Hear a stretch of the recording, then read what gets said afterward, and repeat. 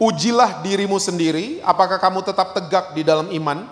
Selidikilah dirimu, apakah kamu tidak yakin akan dirimu bahwa Kristus Yesus ada di mana, saudara? Di dalam diri kamu.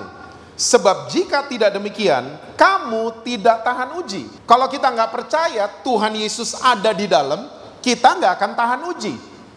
Makanya orang-orang agamawi, ya, orang Kristen yang agamawi, mereka kuat cuman hari Senin sama Selasa kan?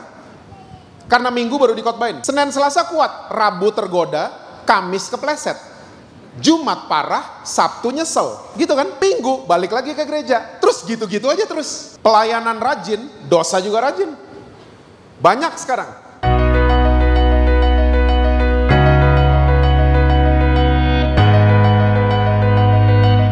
Oke, kita akan langsung lihat Alkitab kita bersama dalam kitab Keluaran pasalnya yang ke-8.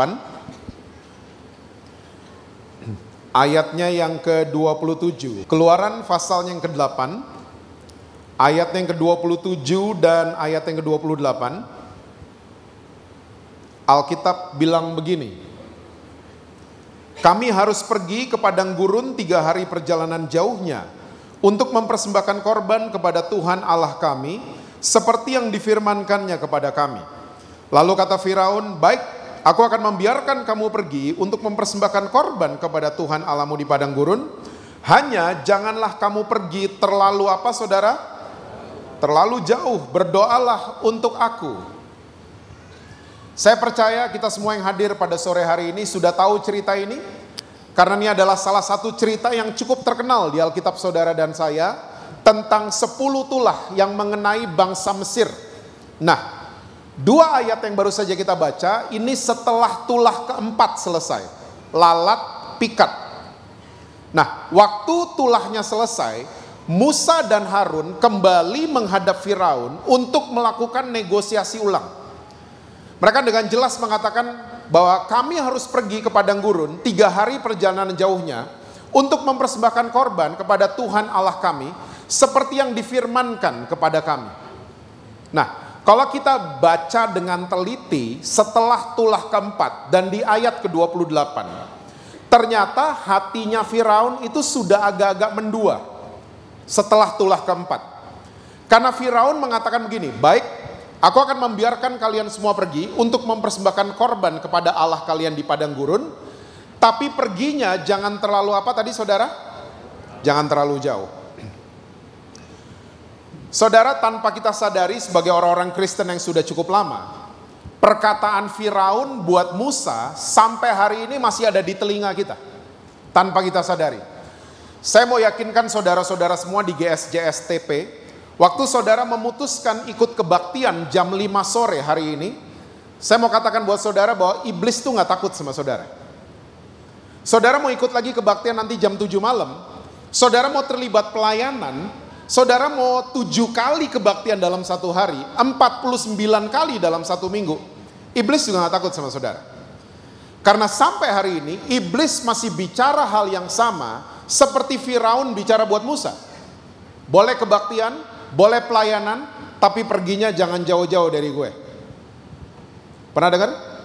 Gereja rajin, dosa juga rajin.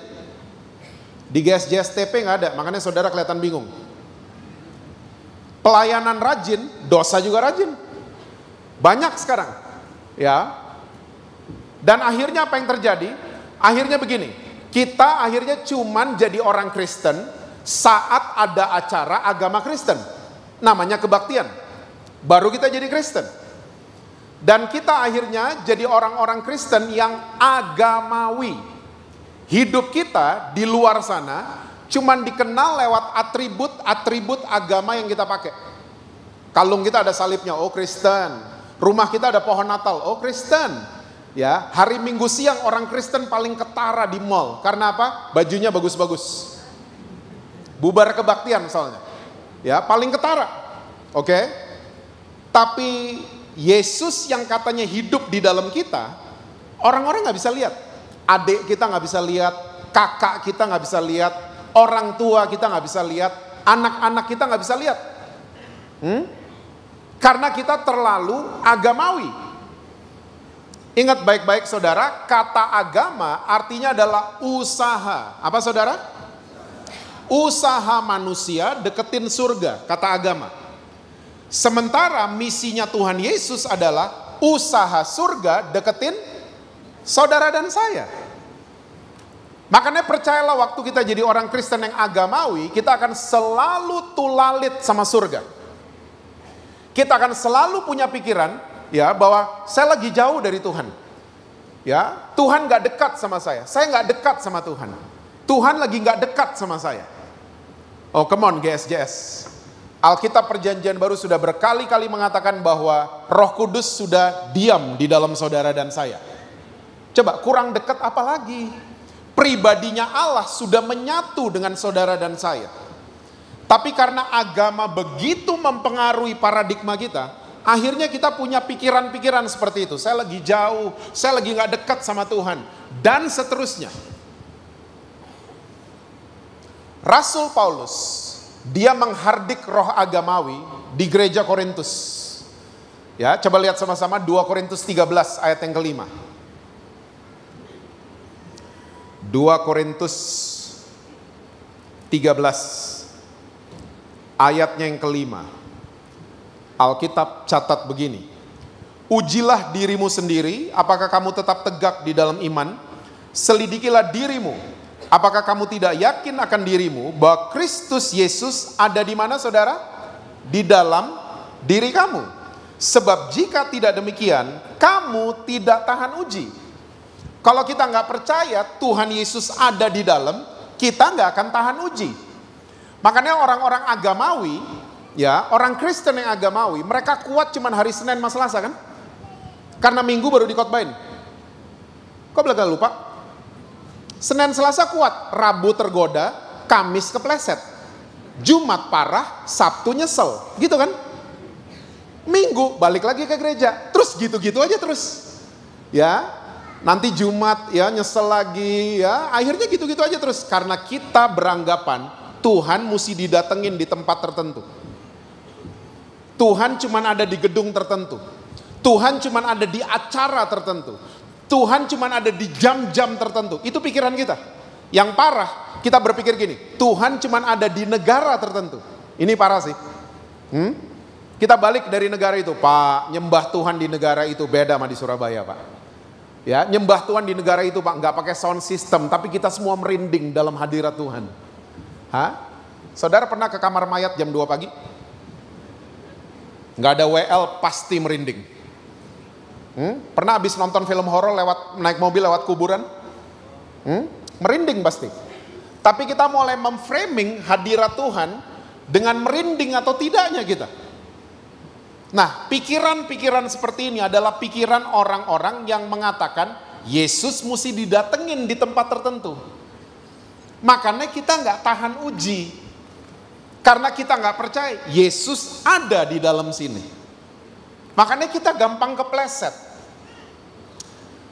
Ini ada true story. Beberapa sebulan lalu, ada orang Indonesia datang di Jepang. Sampai di Jepang, dia ngerokok. Waktu rokoknya habis, dia pikir Jepang itu Indonesia. Rokoknya disentil. Teng! Dilihat sama orang Jepang. Apa yang orang Jepang buat? Rokoknya diambil. Karena masih nyala, dimatiin. Dia keluarin tisu dari kantongnya, aspalnya dilap. Rokoknya dimasukin tisu, dibuang ke tempat sampah. Orang Jepang punya budaya, kalau nolongin orang, itu kehormatan buat mereka. Kalau menjaga kebersihan, itu kehormatan buat mereka. Jadi habis dia buang sampah ini, dia datengin orang Indonesianya. Orang Indonesianya ketakutan, dipikir Jepangnya mau marah. Orang Indonesianya mundur-mundur. Sampai di depan orang Indonesia, apa yang orang Jepang buat? Dia nunduk. Honor buat dia. Nolongin orang lain dan menjaga kebersihan. Tahu nggak orang Indonesianya? Culture shock.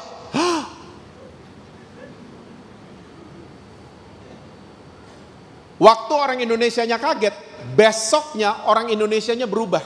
Nggak mau nyampah lagi sembarangan. Ya, saya mau tanya, ini orang Indonesia berubah di khotbah-khotbahin? Ditunjuk-tunjuk? Enggak. Cuman lewat perilaku orang Jepang, tiba-tiba nih orang Indonesia berubah. Besok tiba-tiba dia jadi bersih sendiri. Nah, ternyata saya waktu pelajari, cek dan cross check. Anak-anak SD di Jepang kelas 1 sampai kelas 3 nggak belajar mata pelajaran. Ternyata yang mereka pelajari adalah budaya dan attitude. Salah satunya adalah bersih dan nolongin orang. Makanya mereka bersih itu dari dalam. Yang nonton bola pasti ingat. Waktu Jepang main di Piala Dunia, supporternya selesai pertandingan bersihin stadion. Ya, bukan pencitraan. Semua sampah dibersihin sama supporter Jepang karena budaya mereka seperti itu. Mereka bersih dari dalam. Beda sama Singapura, bersih karena takut di denda. Beda. Nah, kita Kristen yang mana? Kita Kristen yang membangun kultur dari dalam atau Kristen yang cuma takut didenda? Gereja lo nanti didenda lo masuk surga. Baca Alkitab lo, didenda lo nanti. Gak laku lo, minggu ini jualan lo. Kita gitu-gitu, deketin Yesus karena takut, atau kita bangun kultur yang percaya Yesus ada di dalam. Ternyata kekristenan yang sesungguhnya adalah Kristus itu dibawa kemanapun kita pergi. Bukan didatengin, tapi dibawa. Ya, karakter Kristus dibawa ke kerjaan kita, ke toko kita, ke restoran kita, dan lain sebagainya. Dia dibawa sampai orang-orang bisa lihat ada karakter Kristus di dalam kita. Nah, ini yang saya sebut dengan kecerdasan spiritual. Apakah spiritual intelligence, kecerdasan spiritual? Kita baca Alkitab. Orang-orang di luar nggak bisa baca Alkitab kan? Ya, kita baca Alkitab. Orang-orang di luar sana baca Alkitab lewat kelakuan kita. Itu dia, kecerdasan spiritual. Yang bikin culture shock. Orang shock lihat kita. Oke? Orang kagum sama seorang chef. Bukan karena chef ini lagi baca buku resep. Enggak kan? Tapi orang kagum sama seorang chef. Waktu chef ini lagi masak. Resep itu dia hidupin. Semua teknik masak dia hidupin. Itu bikin orang, wow, he's a good chef. Wow, she's a good chef. Nah, kita Kristen bangun gitu nggak? Sampai orang shock lihat kita. Wow, suamimu tuh patutnya ditinggalin loh. Suamimu tuh patutnya diceraiin. Tapi kita masih bisa bilang, enggak, saya mau ampuni dia dan terus kasihi dia. Orang bingung lihat kita. Orang malahan terinspirasi sama kelakuan kita. Orang culture shock dengan kulturnya kita. Wow, kok dia bisa begitu? Daripada kita posting-posting lagi baca Alkitab, lagi doa, mendingan kita hidupin apa yang kita baca. Itu yang namanya kecerdasan spiritual. Nah, orang yang membangun ya hubungan dengan Tuhan, dasarnya agama, akhirnya mereka pakai kekuatan sendiri. Mereka pakai tekad sendiri. Mengasihi Tuhan harus dengan kekuatan sendiri. Pak, tunggu Pak. Yesus kan suruh kita itu Pak. Masa Bapak Pendeta lupa ada hukum yang terutama. Yesus suruh kita mengasihi dia dengan segenap kekuatan salah satunya. Oke? Nah, begini. Guys TP, tolong dengerin baik-baik. Kita kalau baca Alkitab, kita nih mesti cerdas. Mesti teliti dengan benar, Yesus lagi bicara sama siapa? Yesus nih audiensnya siapa? Enggak semua yang Yesus ngomong ditujukan kepada saudara dan saya. Kecuali kita orang Farisi, Saduki atau ahli Taurat. Karena enggak semua yang Yesus ngomong itu ditujukan kepada saudara dan saya. Salah satunya adalah hukum yang terutama. Itu bukan buat kita. Oke? Kita buktiin sama-sama. Matius 22, karena mata saudara mulai sadis lihat saya. Ini pembicara sesat dari mana ini? Matius 22 ayat 34 sampai 40. Matius 22 judulnya itu hukum yang terutama. Ketika orang-orang Farisi mendengar bahwa Yesus telah membuat orang-orang Saduki itu bungkam, Berkumpullah mereka dan seorang dari mereka, seorang apa saudara? Ahli Taurat. Bertanya untuk apa saudara? Bukan untuk memperbaiki diri. Dia bertanya untuk jatuhin Yesus. Apa pertanyaannya? Guru, hukum manakah yang terutama dalam hukum Taurat? Jawab Yesus kepadanya, kasihlah Tuhan Allahmu dengan segenap hatimu dan dengan segenap jiwamu dan dengan segenap akal budimu. Itulah hukum yang terutama dan yang pertama. Dan hukum yang kedua yang sama dengan itu ialah kasihlah sesamamu manusia seperti dirimu sendiri.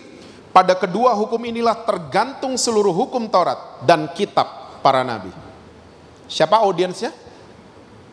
Ahli Taurat. Jumlahnya berapa orang? 1 orang. Dia bertanya untuk ngapain Yesus? Mencoba Yesus. Dijawab pakai hukum yang terutama. Maksudnya Yesus gini, kamu bisa nggak begini? Sadar dong, nenek moyangmu 1500 tahun under hukum Taurat. Gagal semua. Even the greats gagal. Daud gagal, Salomo gagal, semua gagal. Karena memang hukum Taurat mengajarkan pembacanya untuk pakai kekuatan, pakai tekad sendiri.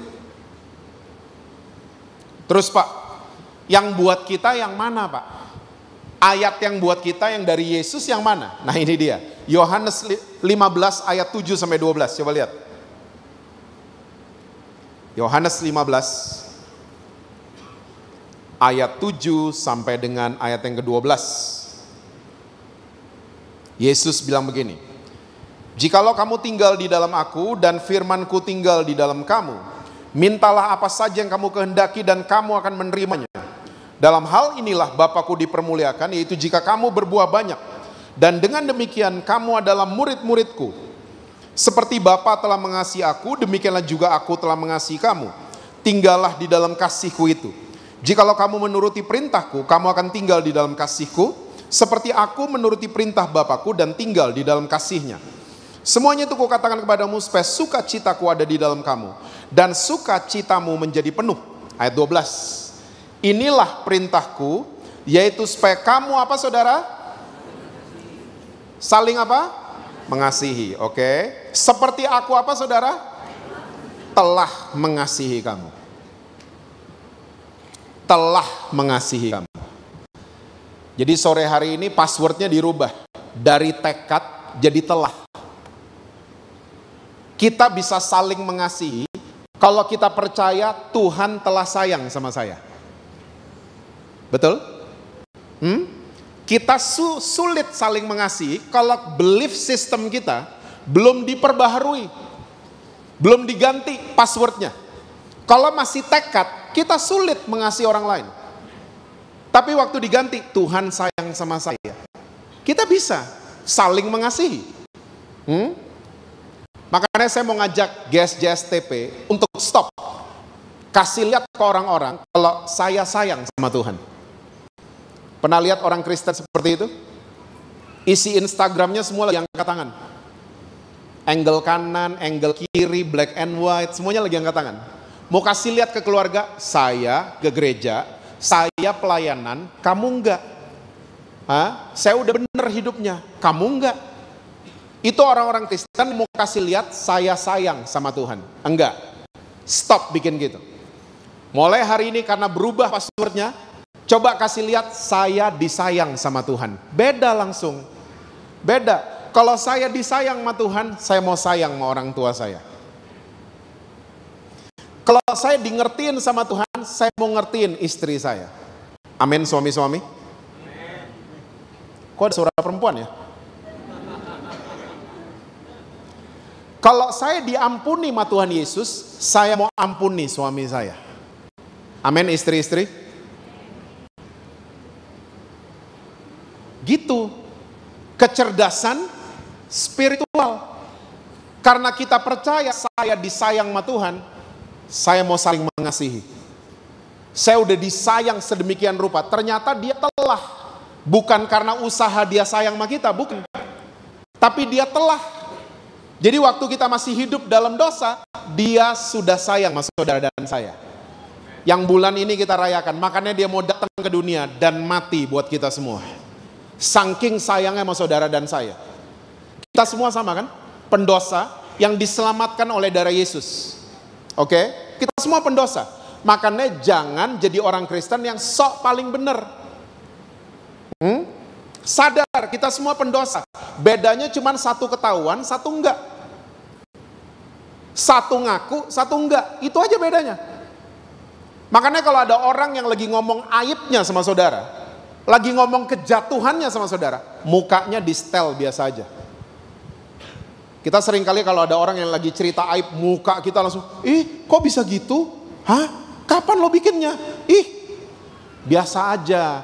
Bedanya dia lagi ngaku, sini belum. Mukanya setel biasa aja dong. Kita bisa melakukan ini kalau kita sadar kita telah disayang sama Tuhan Yesus. Saudara tahu waktu kita change the password, kita ganti password dari tekad ke telah, itu akan affecting kemana-mana, termasuk pelayanan kita. Banyak orang melayani Tuhan, passwordnya tekad, saya harus melayani Tuhan.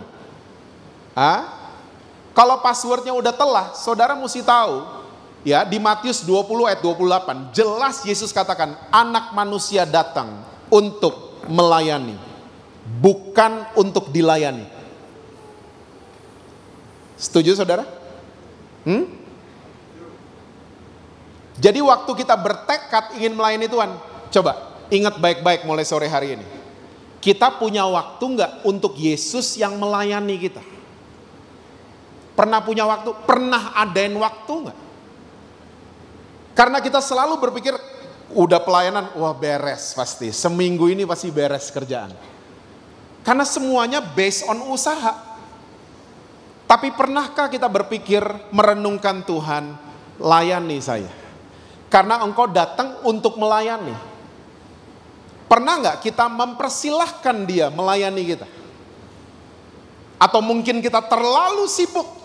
Ingat ya, pelayanan itu bukan cuman di gedung gereja, bukan cuman hari Minggu loh. Oke?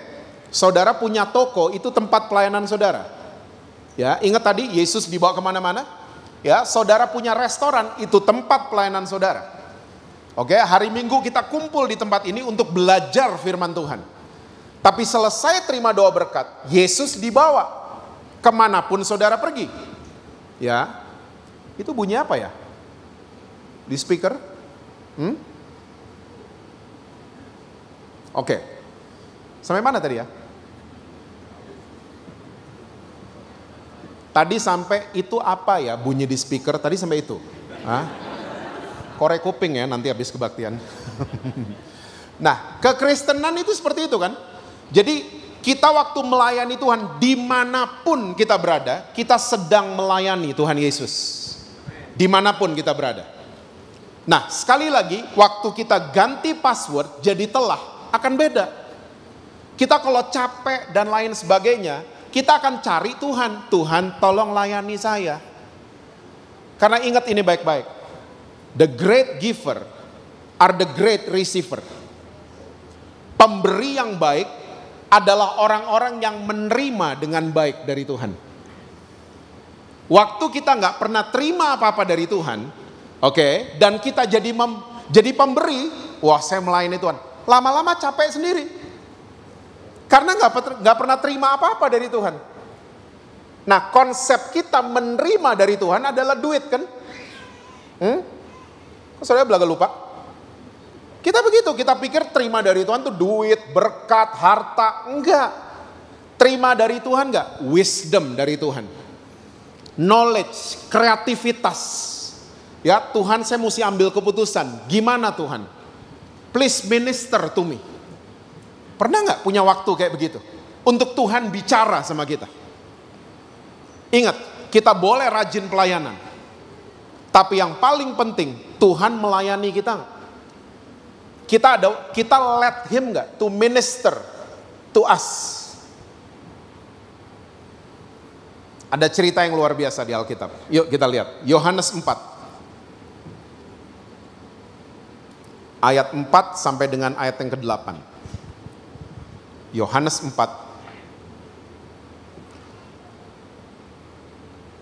Ayat 4-8 Alkitab bilang gini, ia apa saudara? Harus. Ia apa saudara? Harus melintasi daerah Samaria. Maka sampailah ia ke sebuah kota di Samaria yang bernama Sikar, dekat tanah yang diberikan Yakub dahulu kepada anaknya Yusuf. Di situ terdapat sumur Yakub. Yesus sangat apa saudara? Letih oleh perjalanan, karena itu ia duduk di pinggir sumur itu. Hari kira-kira pukul 12, maka datanglah seorang perempuan Samaria hendak menimba air. Kata Yesus kepadanya, berilah aku minum. Sebab murid-muridnya telah pergi ke kota membeli apa saudara? Yesus lagi apa? Haus. Yang dibeliin? Nah, muridnya gak nyambung. Gak satu frekuensi. Tapi yang dahsyat dari cerita ini adalah begini. Ini rombongannya Yesus lagi traveling dari Yudea ke Samaria. Nah, misalnya badan saya ini peta Israel, misalnya. Ini peta Israel. Bagian perut saya ini namanya Yudea. Galilea tuh di kepala saya. Samaria di kacamata saya posisinya. Kalau ini peta Israel. Nah, orang Yahudi kalau lagi traveling dari Yudea mau ke Galilea, tidak mau lewat Samaria. Nggak mau. Kenapa? Karena mereka menganggap orang Samaria itu najis, anjing, sampah. Gak dianggap orang Samaria sama orang Yahudi. Kenapa? Karena mereka punya kebiasaan kawin campur. Jadi Jewish itu gak suka sama orang Samaria. Karena orang Samaria ini blaster ya saudara. Blaster tuh campuran.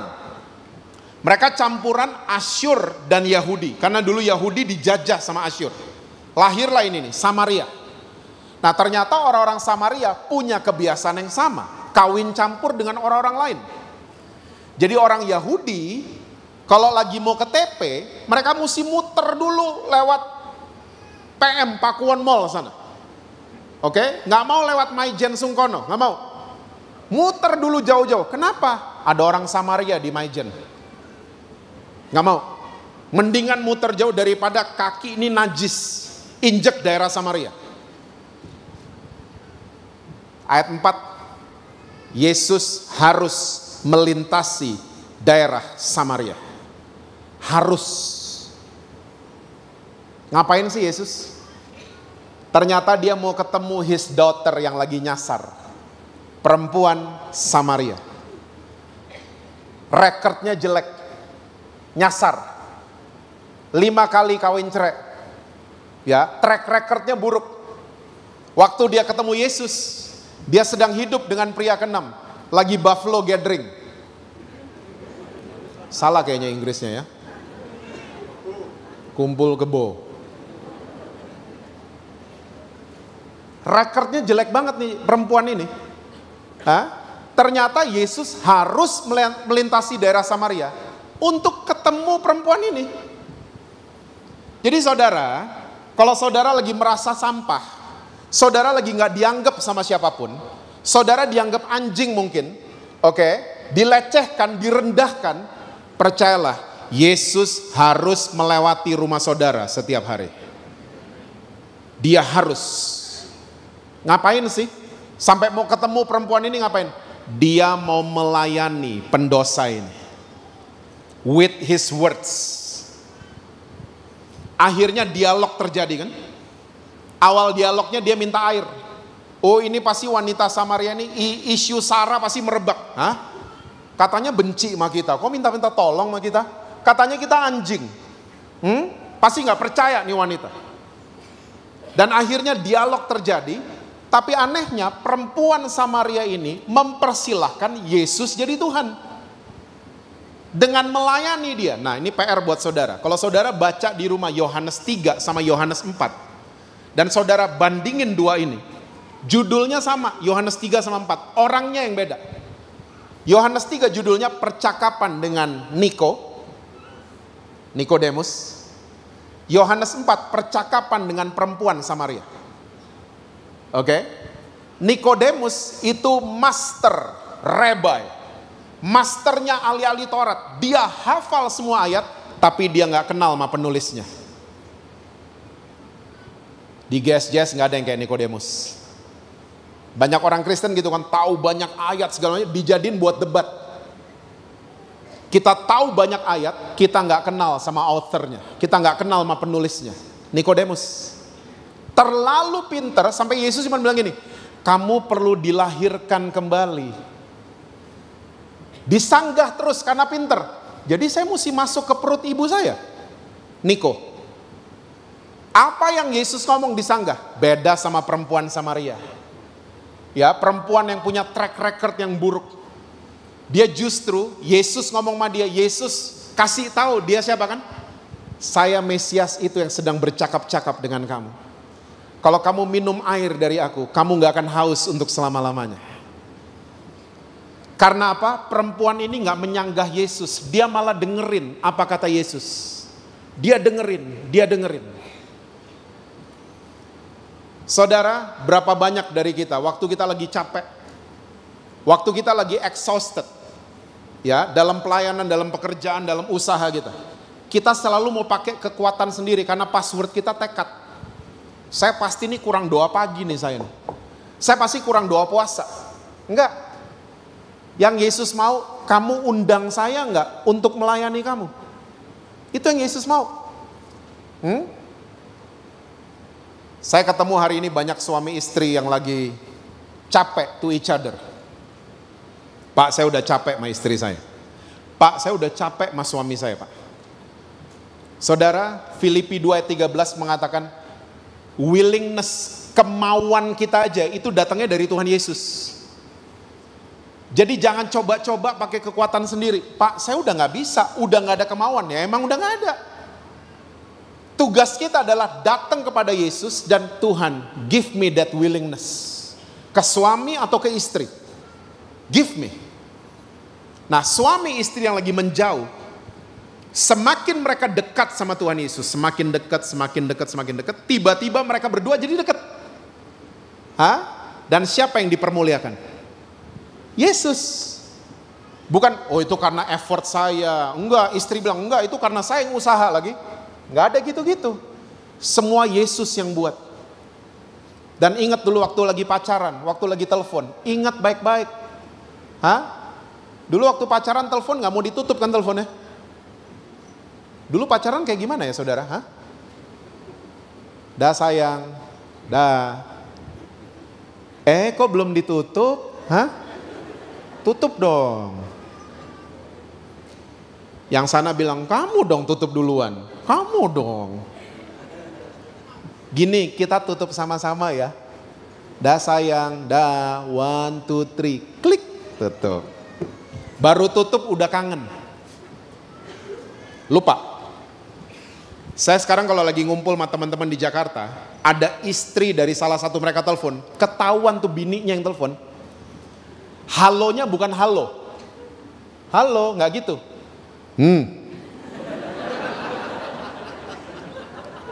Iya, itu ditaruh di situ tadi.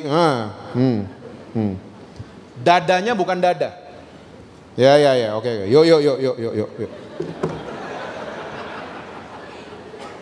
Itu pasti bininya yang telepon. Tawan. There is no sayang, there is no honey, udah gak ada lagi. Kemauan itu cuman Yesus yang bisa kasih. Jangan pakai kekuatan sendiri. Tuhan saya mau. Enggak. Tuhan kasih saya kemauan itu. Gitu doanya. Passwordnya udah diganti soalnya. Nah, abis Yesus bicara sama wanita ini. Lihat, ayat 31 sampai 33. Masih Yohanes 4.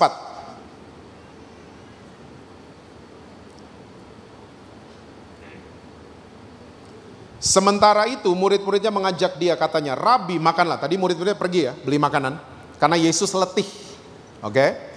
Ini keren banget jawabannya Yesus. Akan tetapi ia berkata kepada mereka, padaku ada makanan yang tidak kamu kenal. Wow, makanan apa tuh yang kita gak kenal? Ayat 33, maka murid-murid itu berkata seorang kepada yang lain, adakah orang yang telah membawa sesuatu kepadanya untuk dimakan? Jadi murid-muridnya waktu tawarin makanan, Yesus bilang, padaku ada makanan yang kamu gak kenal.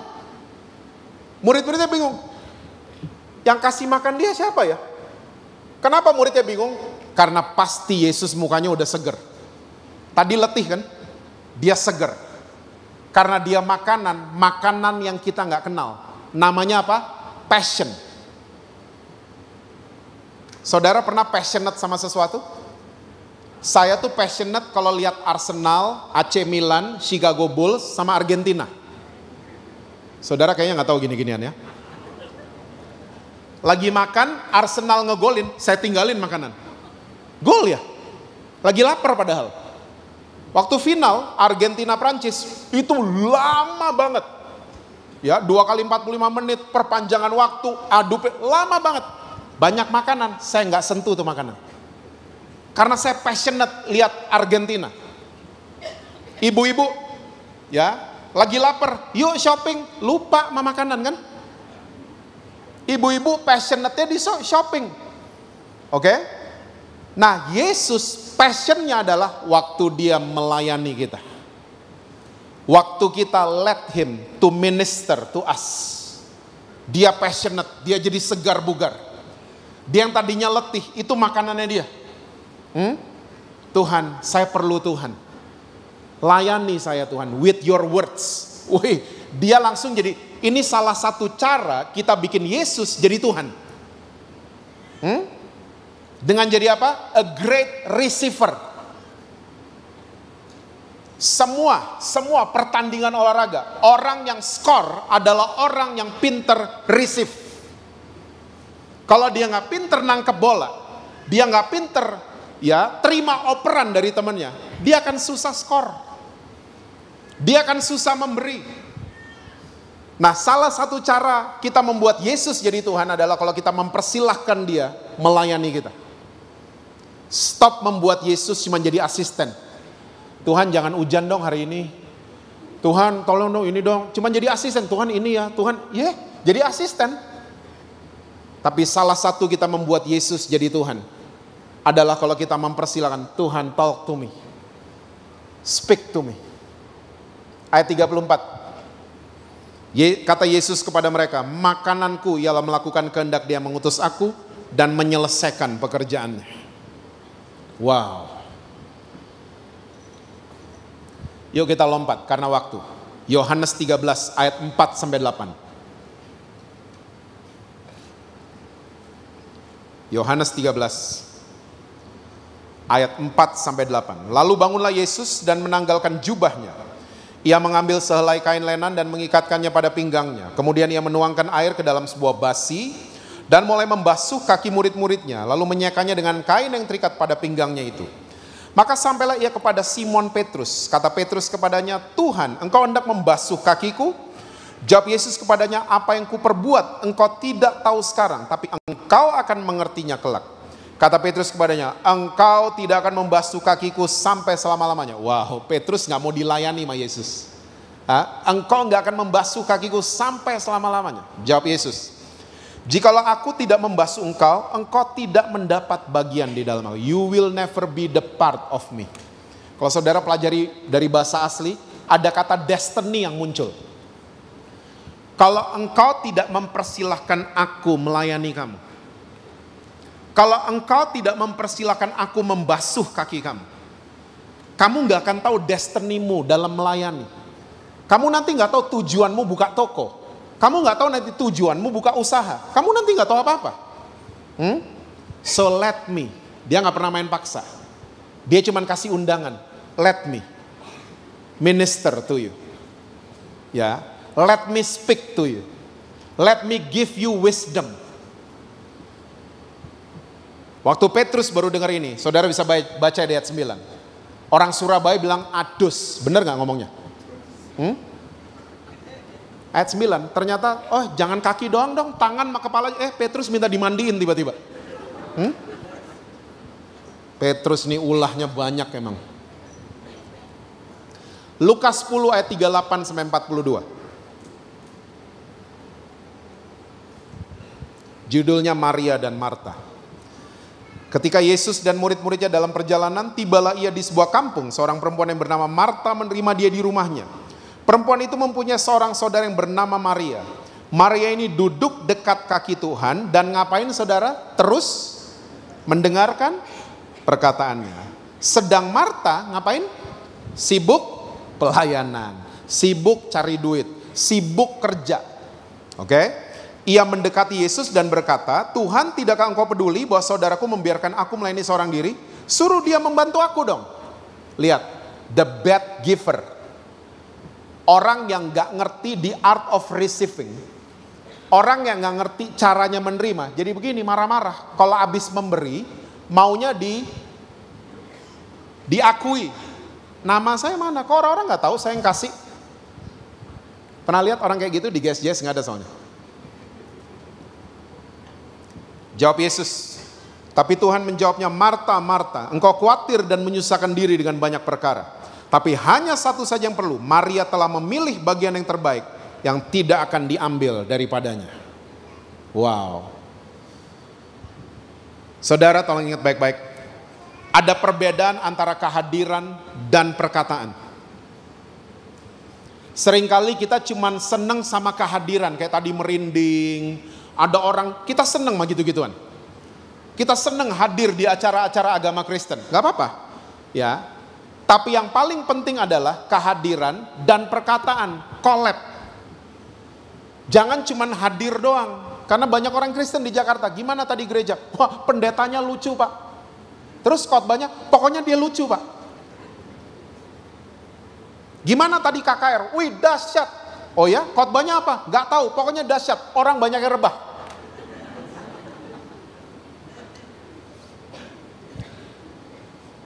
Pak Prabowo, kok Prabowo sih?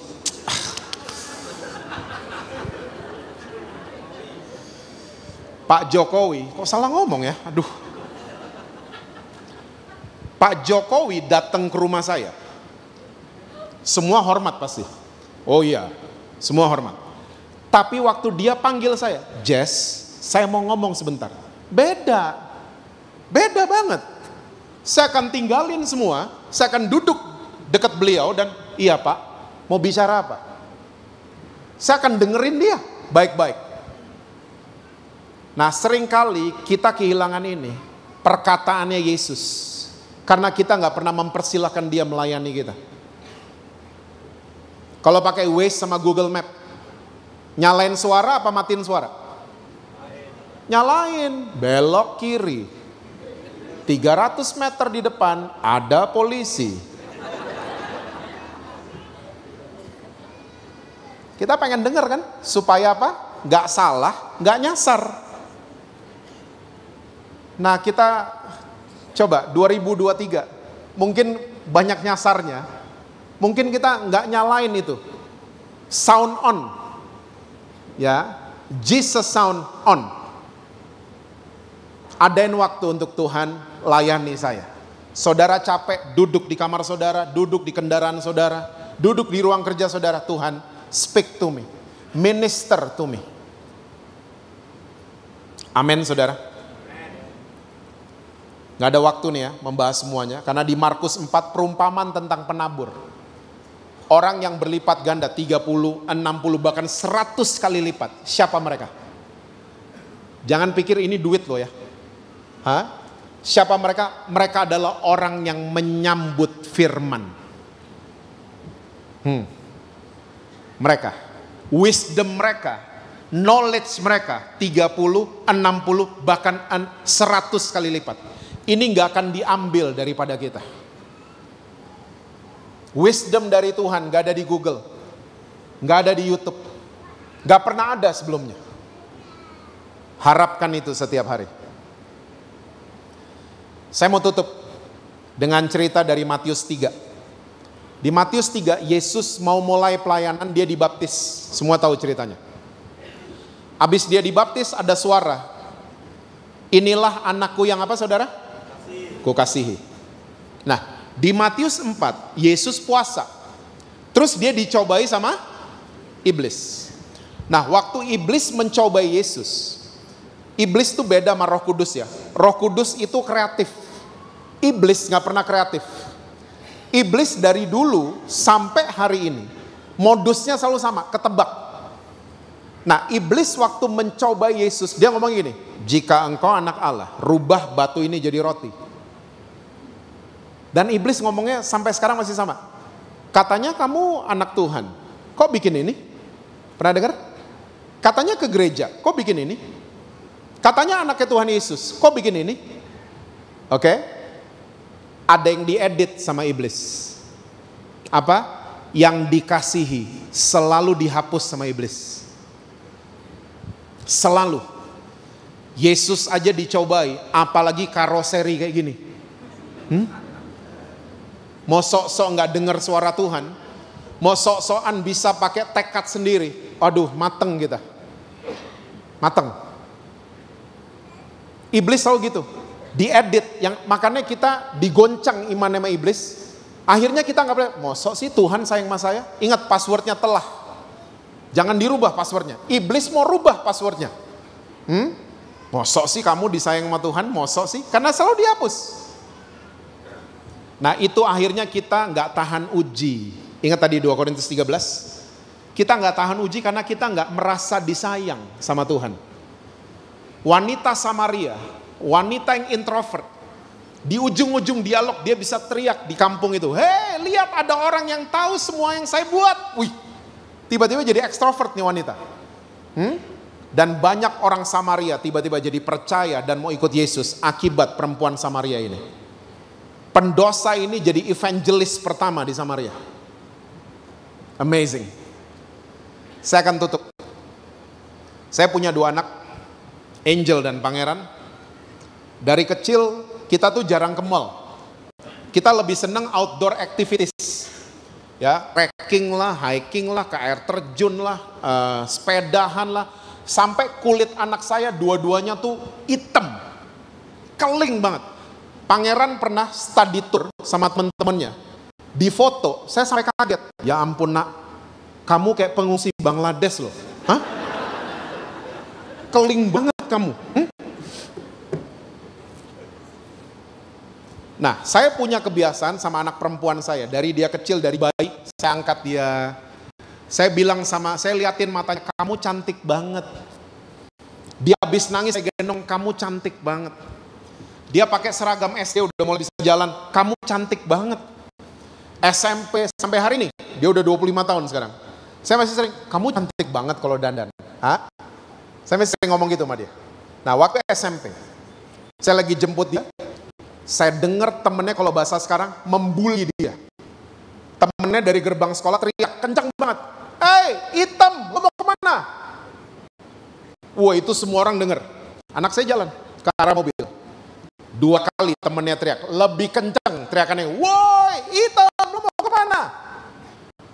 Saya nggak perhatiin temennya, saya cuma perhatiin anak saya. Dia lagi jalan. Dia tersinggung nggak? Dia sakit hati nggak? Dia masuk mobil. Ternyata dia biasa aja. Halo, kita ke tempat biasa. Karena saya ingat banget ya kalau SMP pulang sekolah kita selalu makan di McDonald. Kok McDonald sih? McDonald.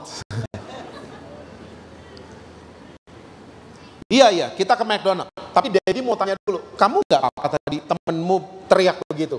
Ngatain kamu hitam? Tahu gak anak saya ngomong gini? Dad, dia biasa kayak gitu, Dad. Emang anaknya kayak gitu? My daughter ternyata gak kenapa-napa, saya yang kenapa-napa.